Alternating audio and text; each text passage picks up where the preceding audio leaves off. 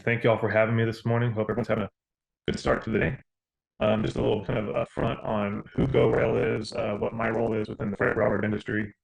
GoRail is a national nonprofit. We are a freight rail advocacy organization. Work really closely with the Kansas Railroad Association on state issues, as well as the Class 1 railroads for Kansas's purposes, that is Union Pacific, NSF, and a little bit of the CPKC lines, as well as the short line industry, which Kansas has a very robust short line transportation industry, and rail suppliers and manufacturers. Kind of puts us in a position where we can represent the holistic railroad industry as opposed to any one individual company. And the goal of GoRail, in terms of our mission and why our organization exists, we largely kind of work with the public, as well as elected officials, transportation stakeholders, economic developers, county officials, to organize all kinds of different aspects of the freight rail industry. That includes good policies that would expand rail access, opposing policies that we think would constrain rail operations. We've done a lot of work over the last 2 years in conjunction with the IIJA to facilitate freight rail and rail-related grant opportunities, primarily those on the public safety lines or issues that pertain more to kind of public safety, things like the Great Crossing Elimination Program, but also purpose infrastructure grants like Ray, Infra, Christie, things that we go towards rehabilitating old bridges, regrading lines, new ballast, new ties, those types of activities. And we do support Kansas Railroad Association when it does come to various different state-related issues, of which the state of Kansas has actually been very active on the freight rail side of things with the proposed cruise size regulation that's currently going through KDOT, as well as some issues that we did see during the state session pertaining to train length issues along those lines. Just to give a little bit of a high-level overview of Kansas's importance within the national network and what the network looks like in the state of Kansas, before we go into our work on the grant side of things. As you can see here through this map, the Kansas Railroad Network really kind of sits smack dab in the middle of the national network. So this gives Kansas a very kind of outsized impact and influence on national transportation issues, especially when it pertains to freight railroads, as well as just a larger network in general. So Kansas hosts two different lanes that connect the East Coast with the West Coast, because historically the Mississippi River more or less is the dividing line between the East Coast railroads and the West Coast railroads, with the primary national nexus being Chicago. But two of the larger rail hubs in the region are Kansas City, which is historically either somewhere 1, 2, or 3 in terms of national tonnage, and then the St. Louis area. But that also includes regional locations like Wichita, Oklahoma City, Omaha, DFW. So there's a lot of interstate and intrastate freight rail traffic that passes through the state of Kansas. And this provides a little bit of that closer overview. As you can see from a Class 1 standpoint, Union Pacific and BNSF are the two largest players in terms of interstate mainline transportation. But Kansas also has a very robust short line industry, largely facilitating niche industries in the south or agricultural centers in the western portion of the state. Some pretty significant yards in places like Topeka, Hutchinson, Wichita. The Kansas City area has many, and some presence of the CPKC lines in the eastern part of the state, where they kind of snake back and forth between Missouri, Oklahoma, and eastern Kansas.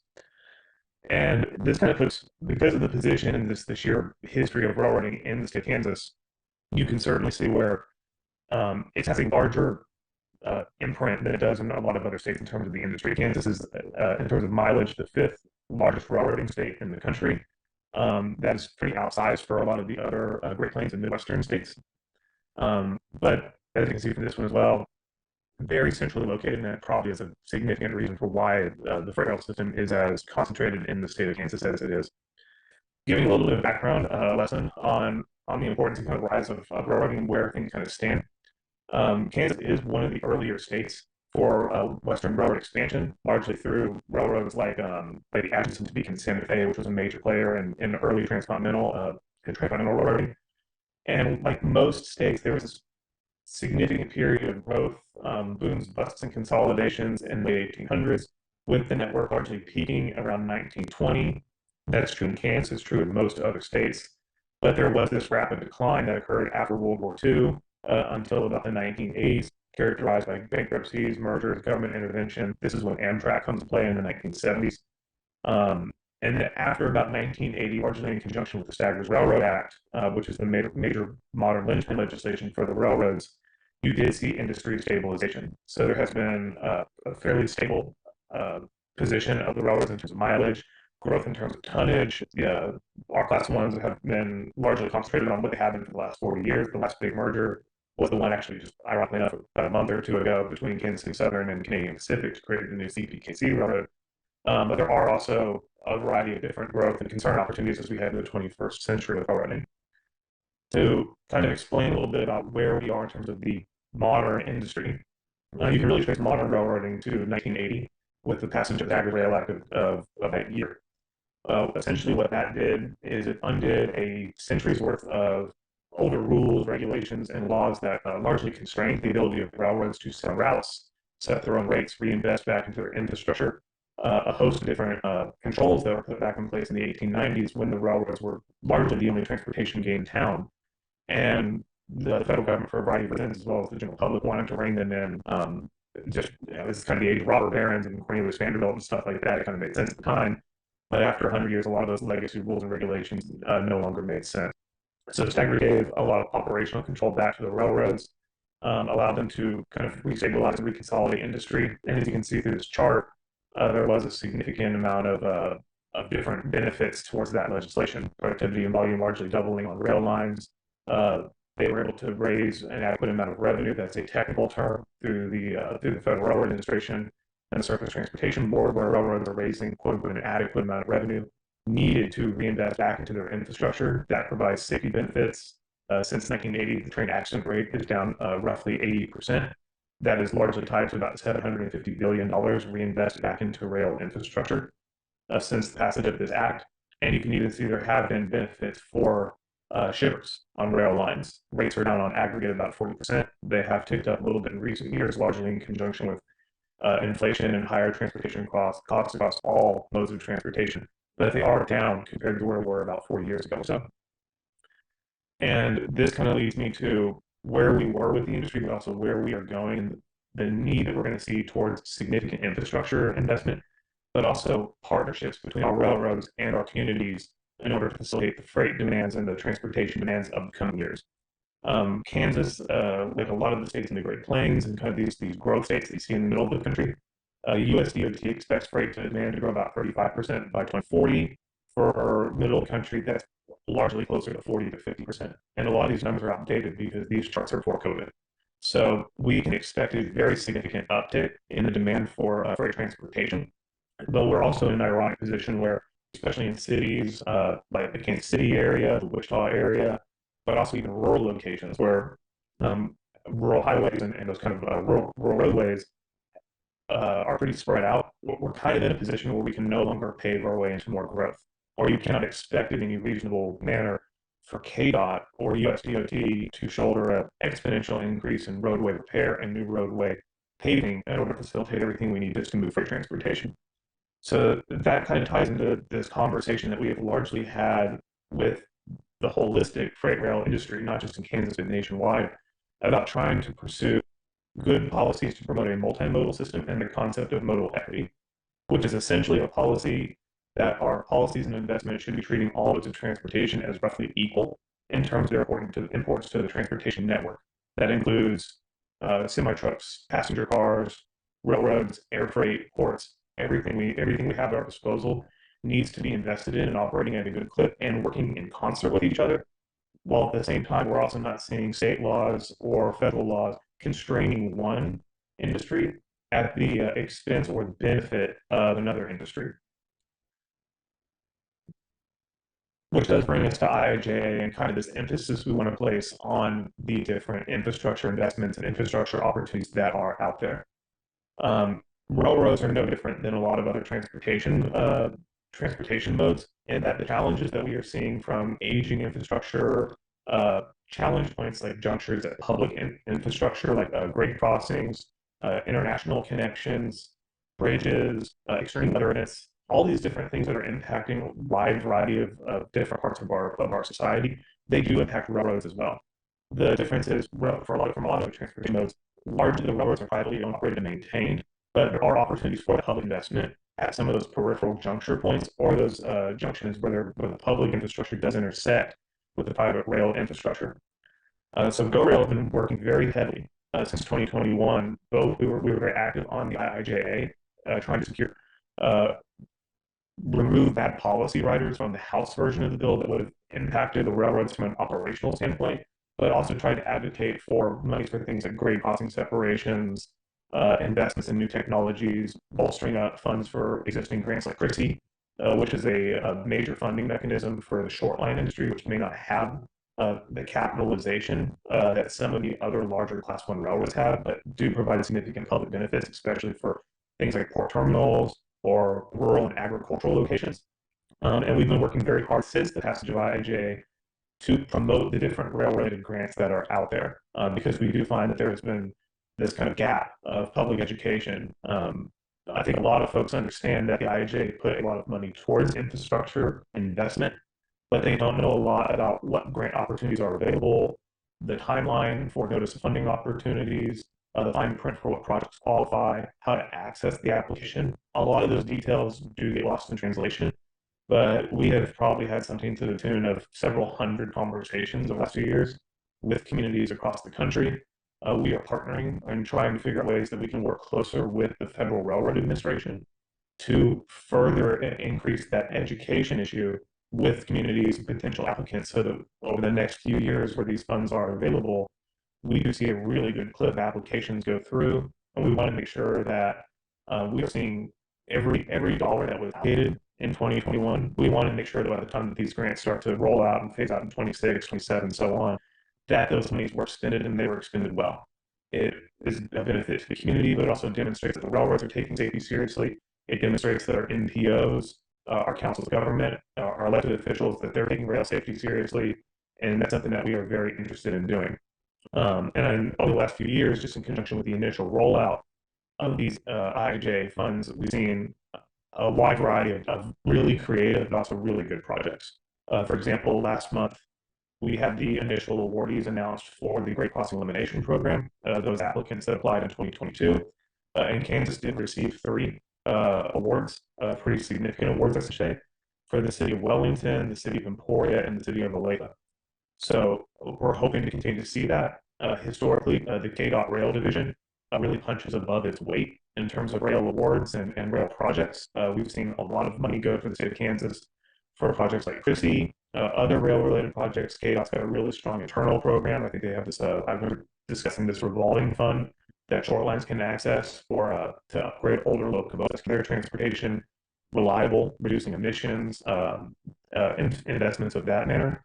But I've also seen some really interesting other projects like consortiums of universities. This didn't pertain to Kansas in the last CRISI round, but there was a consortium of Western universities led by San Jose State, Colorado State, I want to say Pueblo, and a few others, where they were combining to research how transporting freight by rail can reduce greenhouse gas emissions.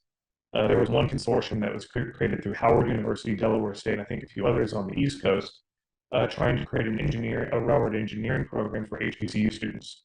So there's a lot of flexibility with the different projects that are available under the different grant programs. It's trying to find where the infrastructure and where the community needs are, how it relates to railroading, and then finding the correct grant program. And this provides a little bit of a funding breakdown of what we're looking at in terms of the next few years. Green is those funds that were appropriated in 2021. And as you can see, some of these programs were kind of half appropriated, some were more fully appropriated. Intercity passenger got a very significant full-on appropriation. Blue is authorized funds, which were funds authorized in 21 but did not see that appropriation allocation. I don't have a lot of optimism that with us being halfway through this Congress that we're going to see some kind of new appropriation to fill this out. But I bet we do a lot of work on the GoRail side and at the national level in the next Congress to see what ways we can get those blue portions of this graph filled in and appropriated in a future funding allocation. A lot of bipartisan support, both at the state and at the federal for crossing eliminations. What that's going to be beefing up this existing grant program that was created in 21, more existing grant program called Section 130 funding, which beefed up as well, or a new program. It's kind of hard to say, but there does seem to be a broad issue of support on this particular topic. And this is what I was mentioning earlier. These are the examples of the recent awardees that I have seen, mainly pertaining to CRISI and the Great Crossing Elimination Program. I will also say that there are continuing grant opportunities that are becoming available over the course of the rest of this year. Just last week, there was a combined application. I know it includes Mega. I want to say it includes one Razor Infra. There's 30 grants that are available to this combined application. This notice funding opportunity was released last week. I expect Chrissy will open sometime in fall as well. I think there's going to be a few others that open up, and we should have the passenger corridor identification program identify the Amtrak corridors of interest sometime this fall. One of the ones that I'm monitoring very closely has been something that does pertain to the state of Kansas and has been worked on for many years, is the extension of the Heartland Flyer Amtrak service from Oklahoma City to Newton, which would then allow that connectivity and north-south access, more or less from the Kansas City area down to DFW. So I don't know if that's going to be in the short list of the corridor IDs, but that is a project that has been worked on for many, many years. It's got a lot of buy-in. I know there's a lot of our folks in our own GoRail coalition that have submitted letters of support for that program. I would not be shocked if I saw it, but we'll see. We have a few more months until we see what the identified programs are going to be. So how do you identify some of these potential projects? Whether it be something small as a problematic grade crossing issue, or something as large as a potential new Amtrak passenger route. Well, you kind of have to boil it down to what is going to be impacting the community and what are the needs. If you have a problematic grade crossing, for example, let's say the class one line at Main Street, and you see 50 trains a day, it backs up traffic, causes those kinds of problems. This is a very typical issue for almost for a lot of towns across the country. What is the safety and economic development issue? How does that blocked crossing relate to safety? Is it impacting the ability for EMS and emergency first responders to get from one side of town to the other? Is it impacting traffic congestion at rush hour, lunchtime? How does that impact economic development in the city? What data is there to back up the concept of trying to separate out that grade crossing? What traffic patterns are impacted? What fuel usage statistics do you have? Those types of things. All of those combined to help build that narrative that you would need for this is a problem, but a problem that's fixable, and we want to try to pursue something. Once you have that concept in mind, what is the buy-in of the community? And certainly we need to include the buy-in of the railroads. Where GoRail can assist is we have very good relationships with all of our different railroads across the state. So if there's a problematic crossing or a rail spur project or something along those lines that has been in the works kind of in the background for some time, but you think you're in a position where you want to bring that to the railroad, let me know. I can get you in touch with the right person. And we can also work together to try and facilitate that host railroad buy-in, because ultimately, for an application to be successful, it's going to need to have the buy-in of the property owner, which is going to be the railroad. And it's something that you would want to have in general as well, because this works better as a partnership rather than one-sided, kind of a one-sided effort. That does include other stakeholders, elected officials in the region, the NPO, county, city officials, state legislators, and the congressional delegation. The more folks that are in support of a potential application and a potential project, the stronger that's going to look once the application is submitted and is being reviewed by the FRA or the award granting agency. Something that I have seen time and time again is a failure from applicants to secure a robust amount of letters of support for a project after the fact. I have seen some pretty significant entities apply a great application with a huge ask that would eliminate dozens of crossings, all these different types of major aspects, and it seems like something that should receive an award, but they put it in the outbox and then they leave it alone. What needs to happen once an application is submitted is you're going to have to start working on the political side of things to build the narrative for why the FRA, why the administration should grant this community that application and that monies to pursue the project. And that includes things like letters from the congressional delegation. We are happy to put together a GoRail letter of support and engage with our coalition to help with that. Letters of support from other elected officials, chambers, economic developers, anything you can to keep that project in the mind's eye of the FRA or of the granting agency. That's only going to help and make that application more robust. Also, small details. Are you applying for the correct grant? Are you within the constraints of the timeline? Are you hitting all of the details of the requirements in fine print? If you go to gorail.org, up on the top right-hand corner, we have a dedicated GoRail grant hub that has breakdown boxes of all of the different fine prints that have been put in the Federal Register for the different grant opportunities that are out there. That includes things like state and local match, the threshold for dollars that need to be spent, timelines for projects, all these different aspects.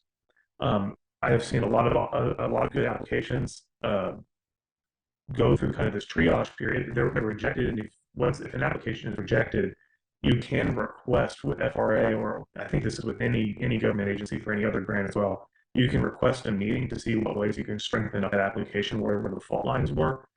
And a lot of applications that are good, a lot of projects that are very worthwhile, where they fail is they miss aspects of the project narrative, or they just miss parts of the fine print. So making sure that everything, all the I's are dotted and T's are crossed is a significant aspect of this. And certainly that includes identifying the right grant. Where we can help out on the GoRail side of things through our grant hub is we do have a dedicated survey. So if you have a project in mind, I think it's largely pertaining to grade crossings, but if you have a safety project or something like that in mind, you can take this survey and it'll lead you through several questions of what the costs are, your rural location or urban location, stuff like that. And it will help you determine whether or not you're eligible to receive funding for a crossing project and try to get you in the right direction of the right grant. So these are services that we offer free of charge.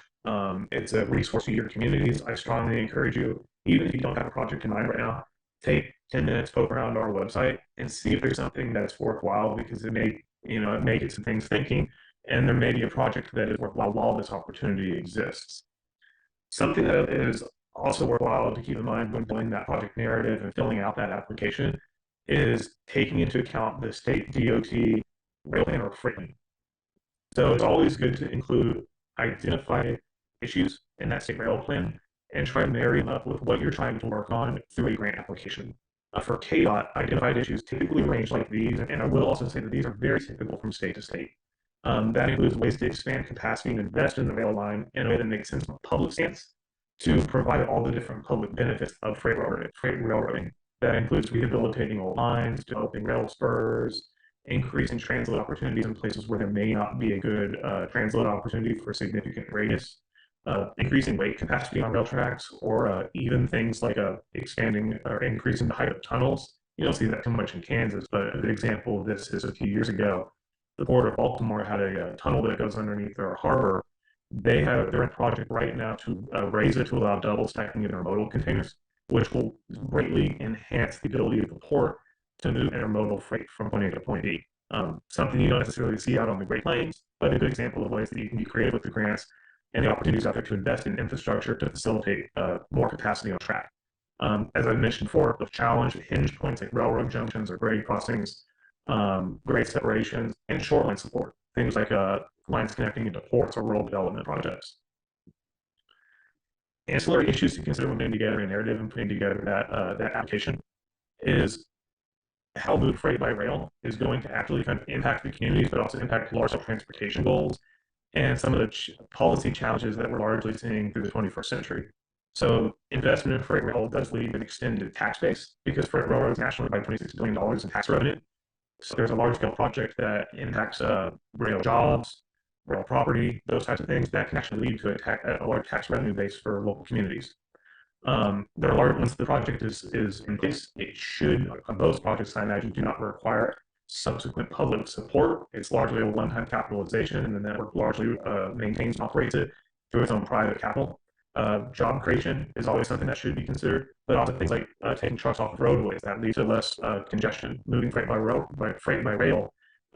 tends to be safer and have less pollution. Okay, so I know that rail safety is a significant issue that we've been talking about over the course of the last year, but something that should be mindful is a lot of the rail safety statistics that we've seen since the Staggers Act in 1980 is that moving freight by rail is a very safe method of transportation. Hazmat, for example, 99.99% of hazmat trains get from point A to point B without incident.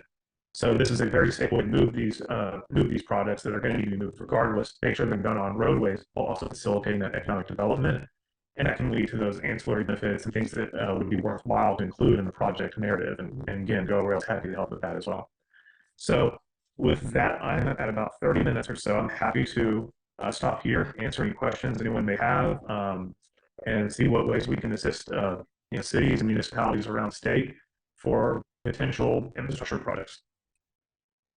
Thank you very much, Brett. I will give a last call for any questions if you want to put them down in the chat feature.